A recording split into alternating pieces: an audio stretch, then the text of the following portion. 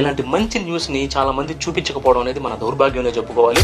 Friends, ఒక్కసారి video clip చూసారంటే కన్నుల పండుగ అనే దానికి అసలు రియల్ మీనింగ్ అని తెలుస్తుంది. మహాకుంభమేళాలో చాలా మంది కోట్లలో ప్రజలు వచ్చేసి చాలా ఇబ్బందులు పడుతున్నప్పుడు ఈ మసీద్ ఏదైతే ఉందో ఆ మసీదులోకి ఈ ముస్లిం పెద్దలు ఏంటంటే అలౌ చేసి, అంటే మహాకుంభమేళాకి వచ్చినటువంటి హిందువుల్ని అలౌ చేసేసి వాళ్ళు సేద తీరడానికి కానీ అలాగే వాళ్ళకి ఫుడ్ ఫెసిలిటీస్ కానీ అన్ని సప్లై చేశారంటే ఈ మత సామరస్యం అనేది ఖచ్చితంగా మనకు కావాలి.